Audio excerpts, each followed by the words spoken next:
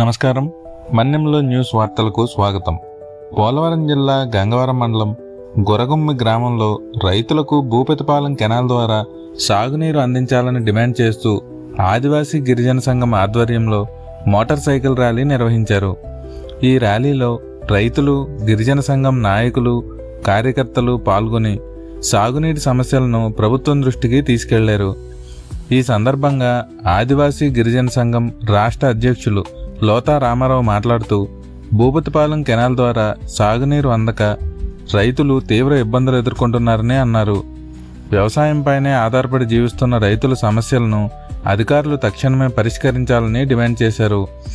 Canal పరిస్థితిని క్షేత్రస్థాయిలో పరిశీలించి అవసరమైన చర్యలు చేపట్టి రైతులకు సాగునీరు అందేలా చూడాలని కోరారు. సాగునీటి సమస్య పరిష్కారం కోసం రైతుల తరపున తమ పోరాటాన్ని కొనసాగిస్తామని రామారావు తెలిపారు. ప్రాజెక్టు కెనాయిల్ ఏదైతే ఉందో రంపచోడవరం, గంగవరం మండలాలకు సంబంధించి ప్రాజెక్టు ప్రారంభించి 1 సంవత్సరం మాత్రమే ఈ గ్రామాలకి నీరు ఇవ్వటం జరిగింది. 2011లో ప్రాజెక్టుని ప్రారంభించి నేటి వరకు కూడా కనీసం చుక్క నీళ్లు కూడా లేనటువంటి పరిస్థితి. ఇప్పుడు కానీ వర్షాలు లేకుండా కెనాయిల్ అయితే ఉంది తప్ప దాని నుంచి చుక్క నీరు కూడా వచ్చే పరిస్థితి లేదు. ఈరోజు ఆ భూపతిపాలెం ప్రాజెక్టు అసలు ఈ ప్రాంతంలో రైతుల కోసం కట్టినట్ట లేదంటే టూరిస్టుల కోసం కట్టినట్టని మేము ఈ సందర్భంగా అడుగుతూ ఉన్నాం. అనేక సందర్భాల్లో అధికారులకి ఈ విజ్ఞప్తి చేస్తూ ఉన్నాం. ఈ గ్రామాల నుంచి కూడా విజ్ఞప్తి చేస్తూ ఉన్నారు, ప్రజాప్రతినిధులు విజ్ఞప్తి చేశారు. కానీ కనీసం ప్రభుత్వానికి మాత్రం ఈ ప్రాంతంలో ఉన్నటువంటి సాగునీరు రైతులకు నీరు అందించాలనేది కనీసం జ్ఞానం కూడా లేకుండా పోయింది.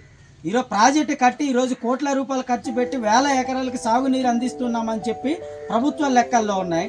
కానీ ఎన్ని గ్రామాలకి ఎన్ని ఎకరాలకి సాగునీరు ఇప్పుడు ప్రజెంట్ అందుతుందంటే అధికారుల దగ్గర లెక్కలు లేవు.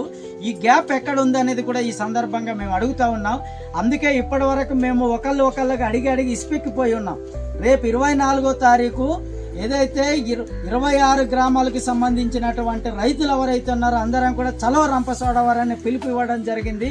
వేలాది మందితో భూపతిపాలెం ప్రాజెక్టు సమస్య పరిష్కరించేంత వరకు కూడా ఐటీడీఏలోనే కూర్చుంటామని కూడా ఈ సందర్భంగా తెలియజేస్తా ఉన్నాం.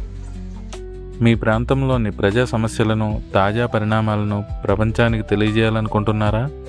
అయితే ఆలస్యం చేయకండి. వెంటనే 9642435670 నెంబర్కు సమాచారాన్ని పంపండి. ఇలాంటి మరిన్ని మన్యం ప్రాంతపు తాజా వార్తలు, అప్డేట్స్ కోసం చూస్తూనే ఉండండి మన్యంలో న్యూస్. ఇది మీ గొంతుక. ఈ వీడియో మీకు నచ్చినట్లయితే లైక్ చేయండి, షేర్ చేయండి. అలాగే మన ఛానల్ను సబ్స్క్రైబ్ చేసుకోవడం మర్చిపోకండి. ధన్యవాదాలు.